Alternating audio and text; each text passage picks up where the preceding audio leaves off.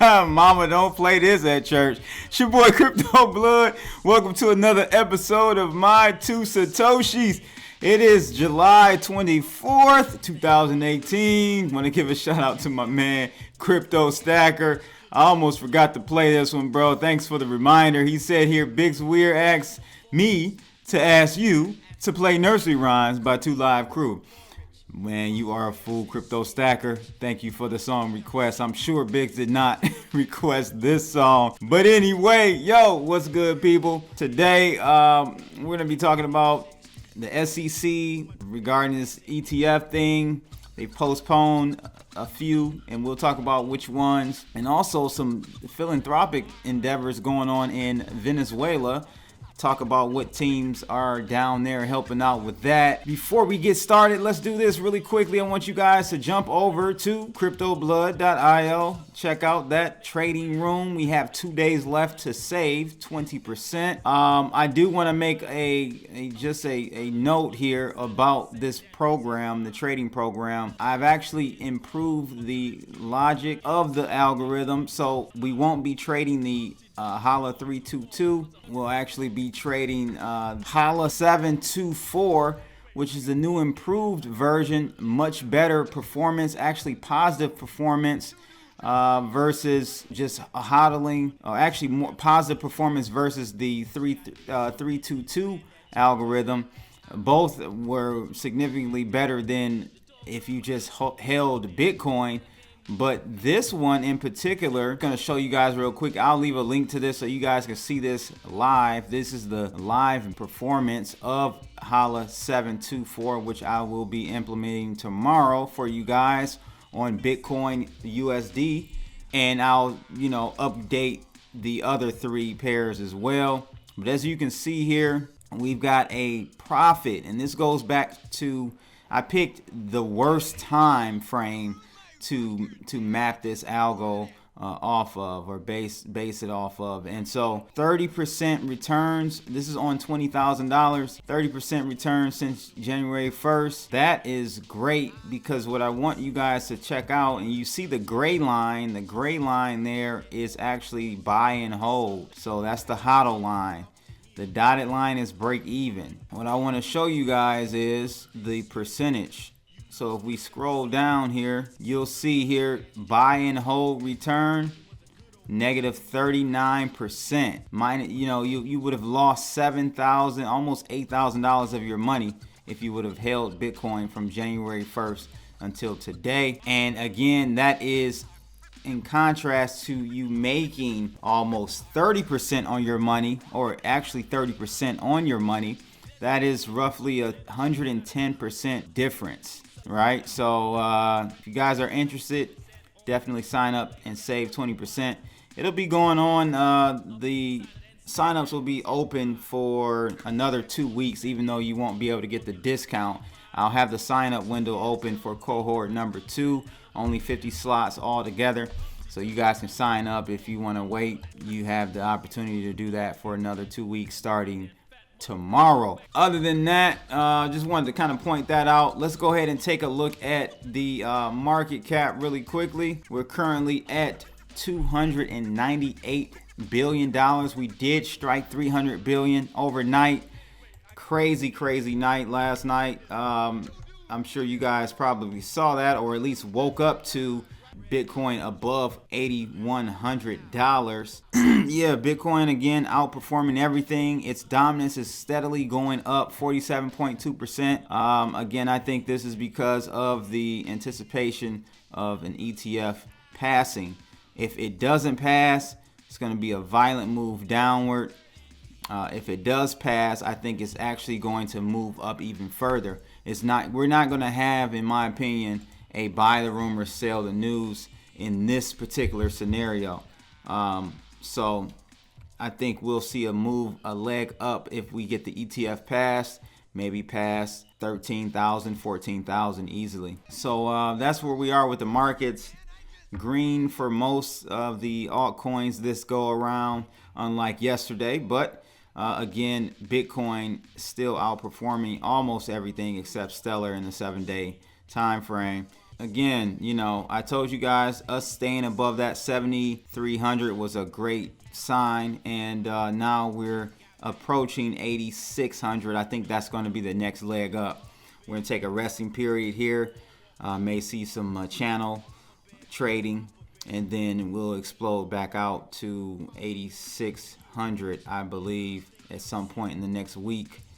Let's just keep an eye on that. But the first article caught my eye. Saw this when I was on TradingView, actually. This is from News BTC's website. It says here, SEC postpones 5 Bitcoin ETF proposal decision until September. So it says here the U.S. Securities and Exchange Commission has stated that they require more time to consider 5 Bitcoin ETF proposals. All the proposals in question were submitted by Direxions Investments. SEC requires more time to mull over Direxions ETF, not CBOE Global Markets. So it says here, Bitcoin's price continues to grow today, and amid speculation that an exchange-traded fund for the digital asset is coming soon. Last month, the SEC received an ETF application from the CBOE Global Markets. The company is the same that owns the CBOE exchange, one of the first to launch Bitcoin futures contracts late last year. Thanks to their compliance with earlier recommendations from the SEC, along with partnerships they've forged to help deliver an ETF, the CBOE Global Markets effort is thought to be the one most likely to be approved first. Yeah, I agree.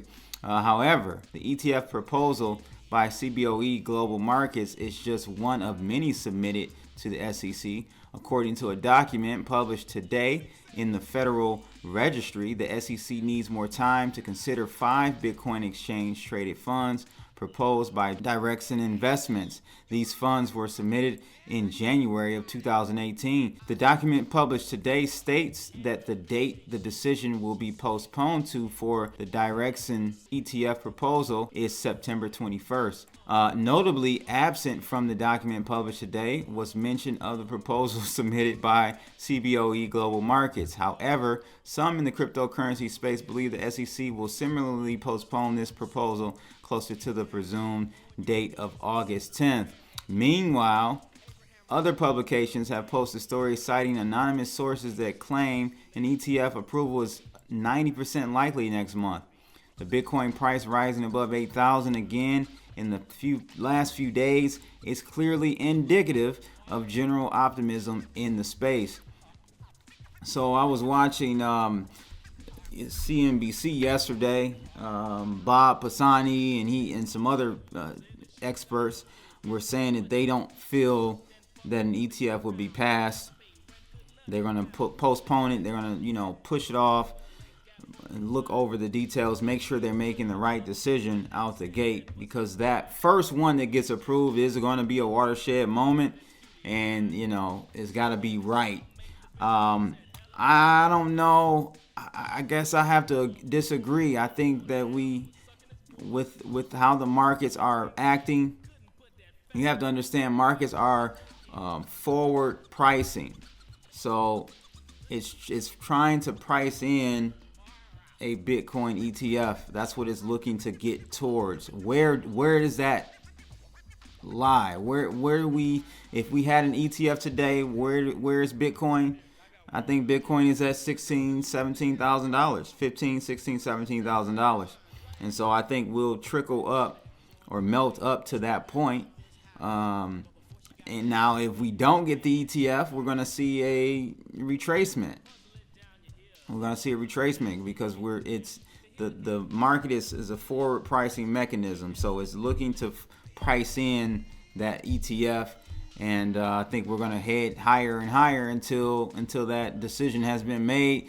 You guys let me know. Of course, they're going to delay the other 5 until the big dog one, the CBOE ETF decision, has been made. I got to give a shout out to John B on Twitter. He echoed that same response. And I have to agree. They're gonna make sure the guys that are already in the game get the green light first, right? So that's only natural and only right that they do that. So we'll see what happens. But the second article is out of BitcoinNews.com. It says here, Dash making its way into Venezuela's troubled economy.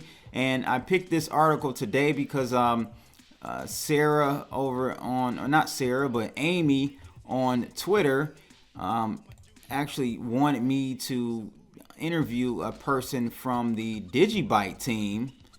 They've got initiatives out in Venezuela that they're spearheading as well. So it's good to see crypto projects really helping people and not just making it all about making a profit and win the Lambos and moons and Ferraris and all that good stuff. And this is an example of cryptocurrencies actually being utilized in a great and positive, impactful way. So I'm glad to see this. And, that's what caught my eye with this article. So you guys watch out for an interview that I'll be doing soon with one of the Digibyte guys and their initiatives to help people in Venezuela as well. So the article starts off saying that according to a Latin American exchange buyer, crypto buyer, the digital currency's rise in popularity has all but overtaken Bitcoin in the region. Although statistics don't bear out the claim, Dash is one of the three major cryptocurrencies used in Venezuela along with Bitcoin and Nano. Although it is generally accepted that Bitcoin remains the most widely used cryptocurrency payment method, as it is still far easier to sell, nonetheless, Dash is in widespread use with some 522 domestic store owners accepting the digital currency around their country. CEO of crypto buyer George Farias claims that Bitcoin and Dash are fighting for top volume on his exchange and that Dash is coming out in front. Joel Valenzuela suggests that merchants are proud to display their Dash accepted here stickers at their small business premises. He suggests that this is fine, contrary to reports that cryptocurrency has been driven underground by a repressive government, he said. So it says here, it appears to be a misconception that the Venezuela government is anti-crypto. The country is in the midst of a severe economic crisis, and a way out is a way out. Additionally, local crypto advocates have expressed that the creation of a state-backed petro has been good for adoption and awareness of cryptocurrencies.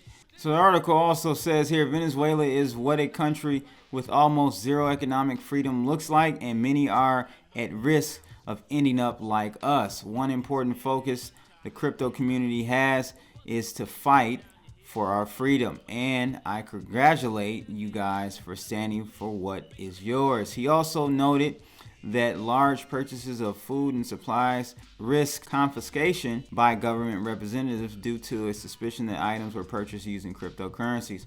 One reason for Dash's higher profile among some retailers in Venezuela may be due to an increased marketing campaign in the country, with the company holding local monthly conferences and educating its adherents. So this is really great to see happen in Venezuela. Venezuela has been in a currency crisis for quite some time now.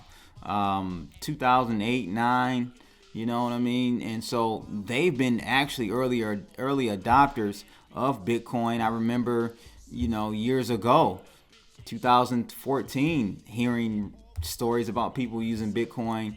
At one point, Venezuela's volume purchasing Bitcoin, no, not volume, but their premium was very high, meaning versus everyone else around the globe for Bitcoin. They were paying a lot more to get Bitcoin because the demand was so high for it. So these are great stories to see that people are using cryptocurrencies to circumvent the corrupt governments. They just print until they're in a situation where they are hyperinflation, Weimar Republic, Germany type of situation where it's just going out of control in hyperinflation. So I just wanted to really highlight this article and show you guys real world examples of cryptocurrencies actually being used not being speculated on. That's pretty much it for today, people. Make sure you guys like and subscribe. And guess what? I'll holler at y'all later. Peace. Hey, wait, I got one. I dig this. I got one. Check this out. The two dudes.